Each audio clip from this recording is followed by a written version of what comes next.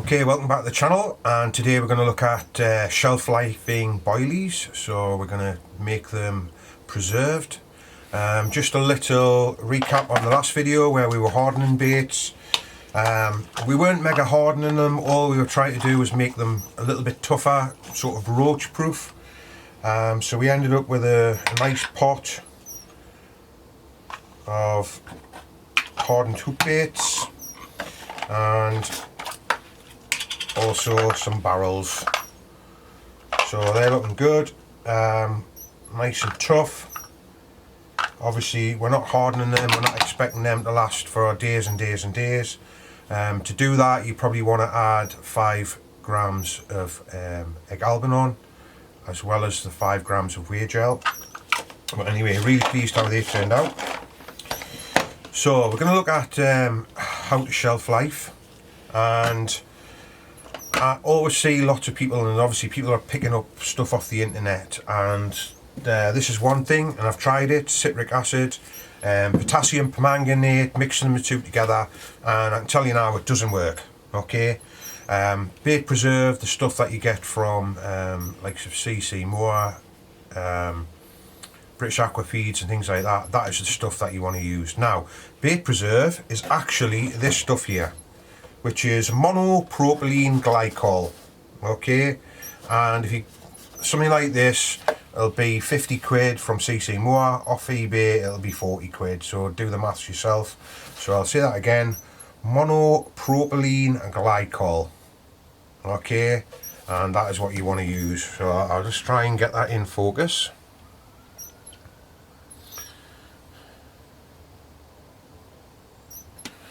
So that's the stuff you want to use. So if you want to, say, go on a French trip, or you want to make stuff in the winter ready for the summer, then this is the stuff you want to be using. And you want to be using it at about 20% percentage of your liquid. So in other words, crack your eggs, your flavours, anything that you want to put into your liquid, weigh that, divide it by 80, because that's your 80% of your liquids.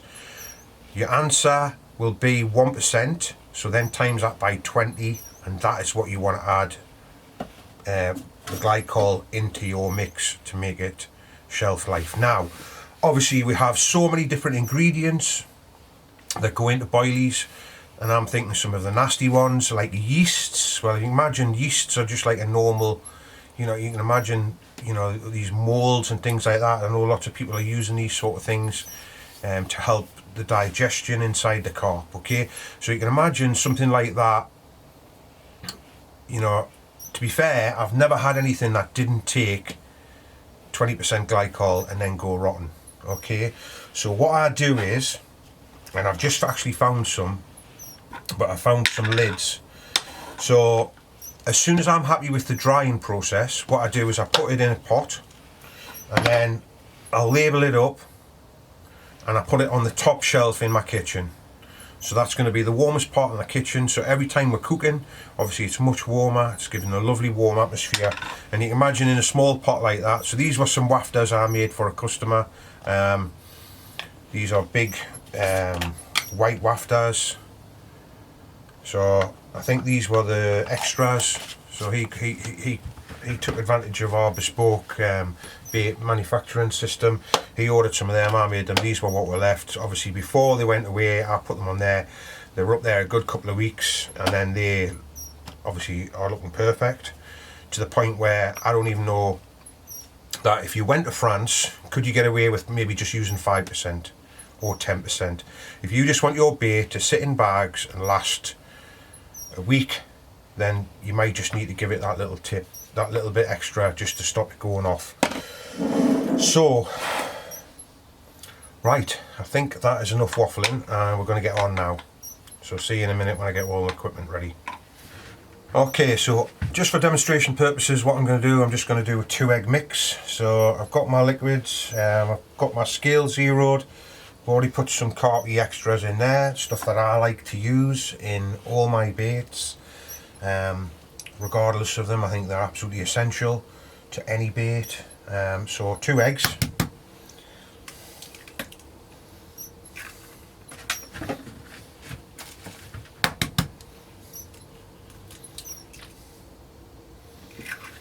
then this is the activator. Still on the yellow bait. I'm not going to mention the manufacturer.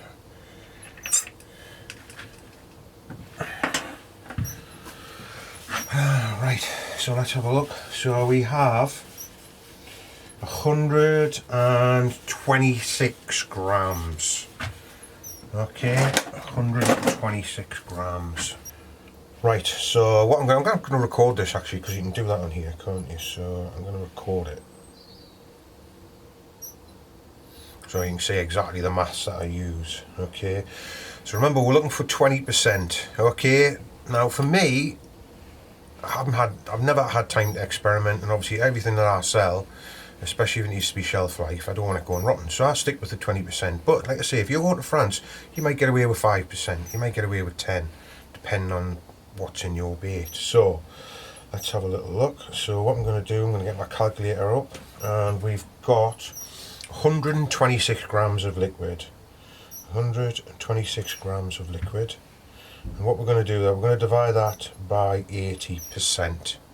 Okay, so that gives us 1%. So we've got 1.575. So if I times that by 20, I now need 31.5 grams of bait preserve. Okay, so just do that again. So we've got 126 grams of liquid. We divide that by 80%, and that gives us 1%, which is 1.57.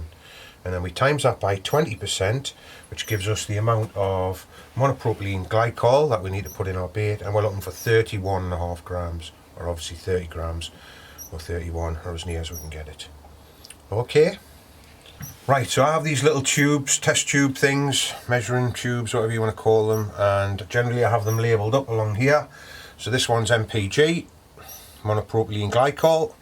So I just generally top that up when I need some, saves me having to use the little squirty things and squirting too much. So just to know exactly what I'm doing, I'm going to zero those, and then I'm looking for 31 grams. And obviously using one of these, you can be really accurate. You can put a real small dribble in, and as you get near you can pull it away. So 31, perfect. So again, a couple of quid on eBay, really good for measuring stuff out. And the likes of when I'm doing big batches of a bait, one bait that I make, I've got them labelled up 60ml. So they're salmon oil, so I know that 60ml of salmon oil goes into my massive mix. But a great little tool to have.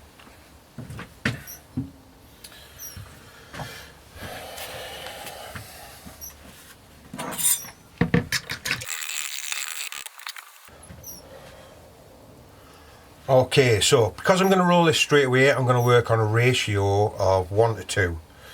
So if I get my calculator, and here I had 126 grams, and then I added 31 grams of preserve, so I have 157 grams of liquid. So I'm going to times that by 2, and I need 314 grams of powder to give me a ratio of 1 to 2, and I'm going to roll it straight away, so it'll not be a problem.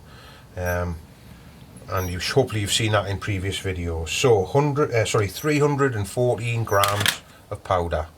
Now I will weigh this out in a separate bowl. I don't want it going in there and flopping in the liquid. Weigh it out separately so I know I'm spot on. Okay, 314 grams.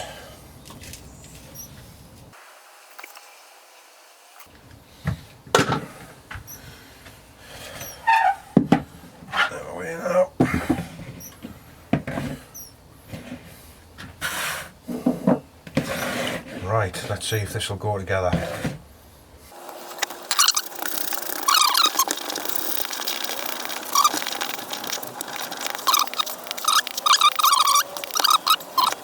Okay, so paste nearly ready. I'm going to use just a small rolling table, we're going to use our track, and what I'm going to do is just going to make all my sausages straight away.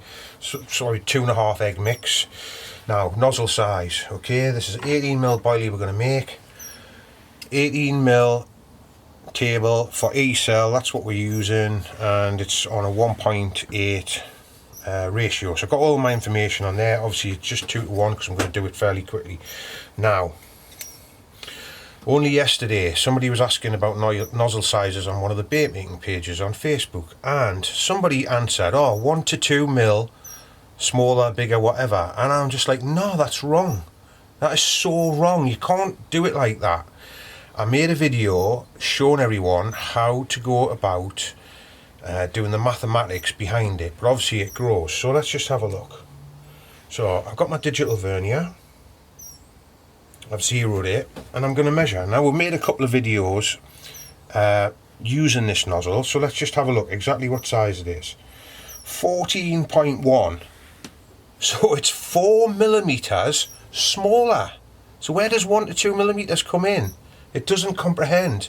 Okay, so please watch the video, and don't listen to these people who keep saying 1 to 2 mil, because it just doesn't. And obviously the bigger they get, the bigger your boilie gets, and the bigger the gap.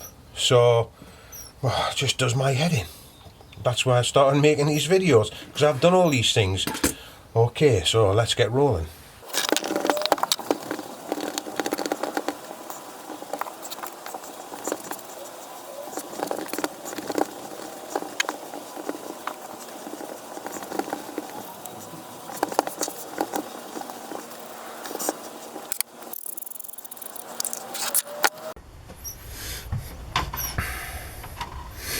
Okay, so the gun's loaded, ready to roll. As I said earlier, what we're going to do is we're going to make all our sausages first.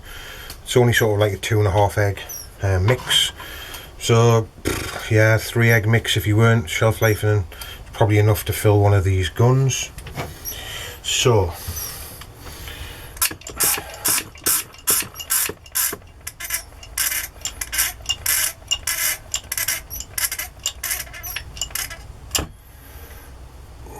one sausage.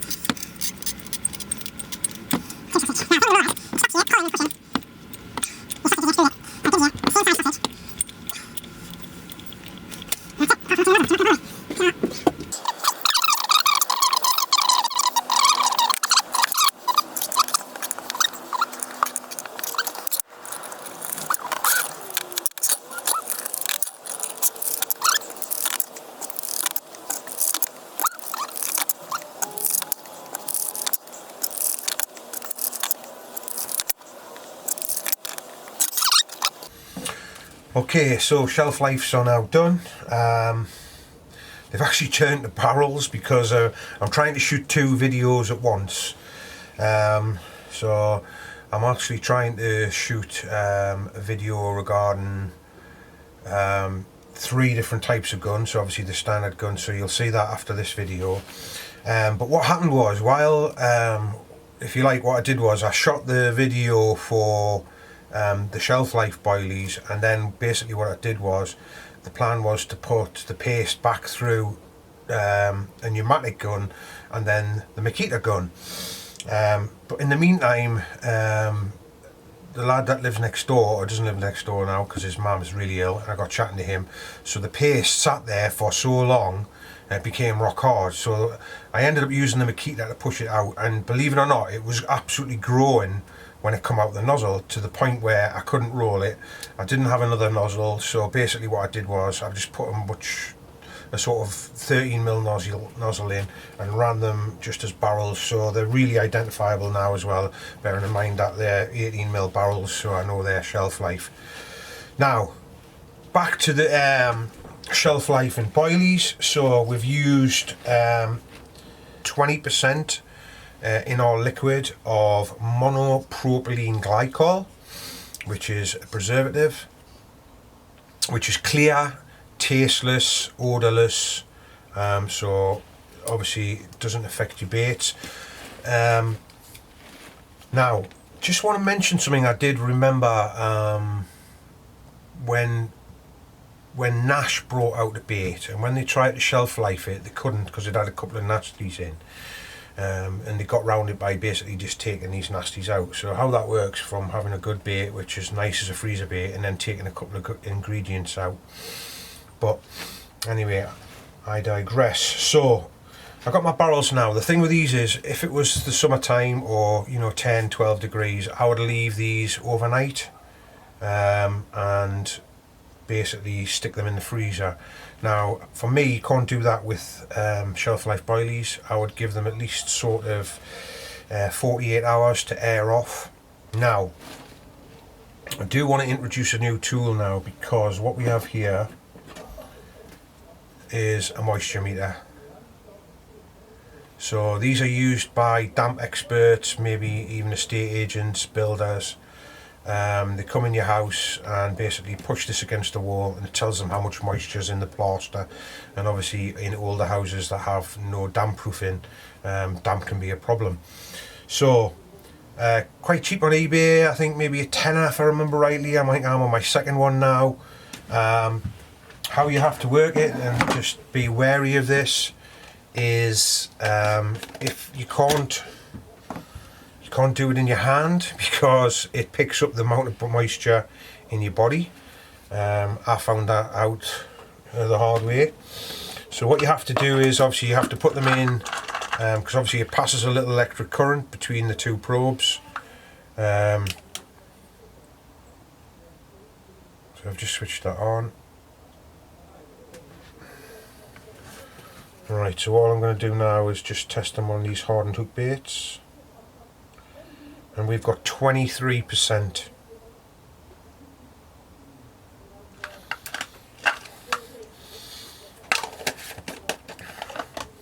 So I'll tell you what I'll do, I'll tip those out,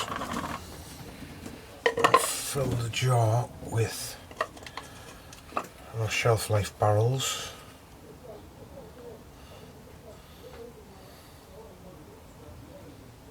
Right, it's too high, so obviously it's off the scale, the amount of moisture in them. Obviously they're just half an hour out the pan. There's still a little bit of heat in them, so we're gonna have to wait for them to cool down a little bit.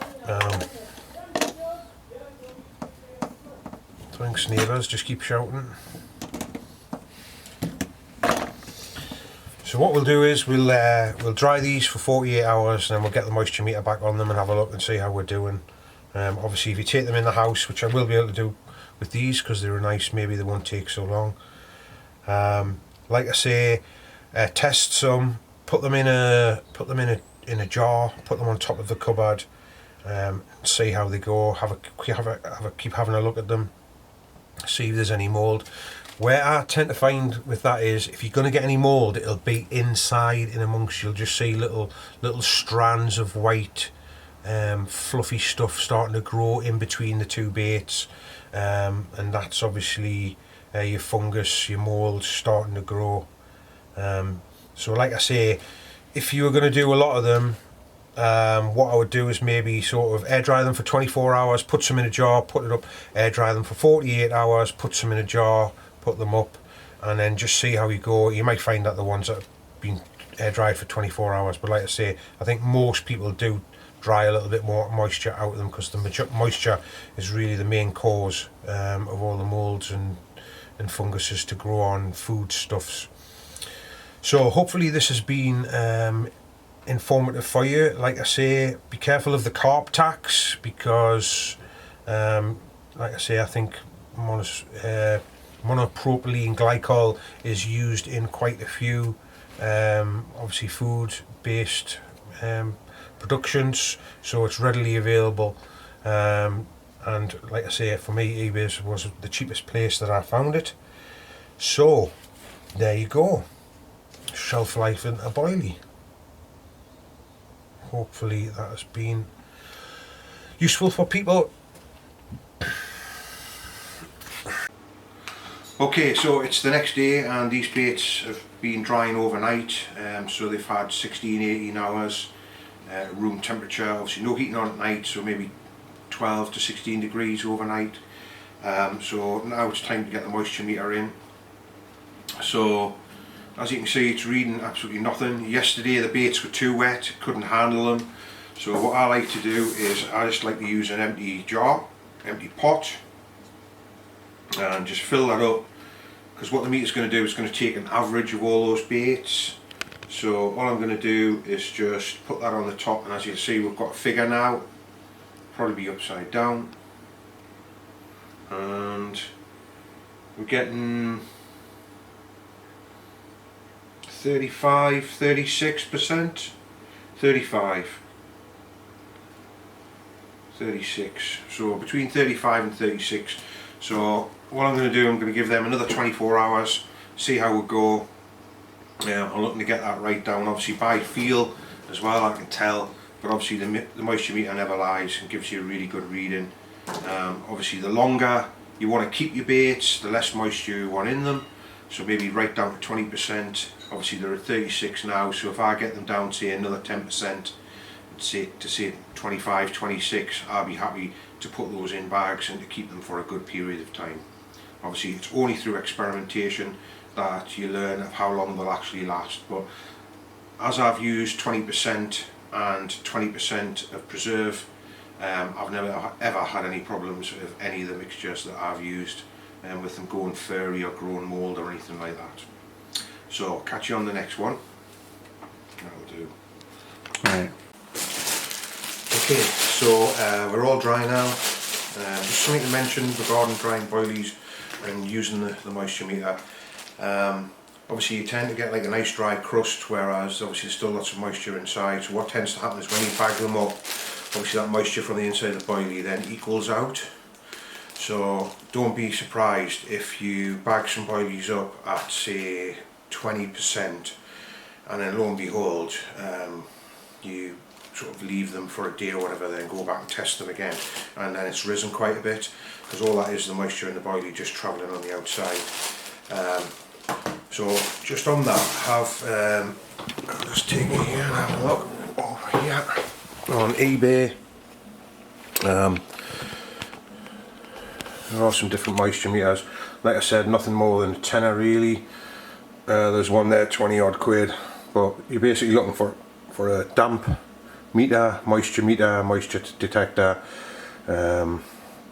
caravan testing, all used for various things, but quite a handy little tool. I'll put it back there, turn that back round again. Lovely.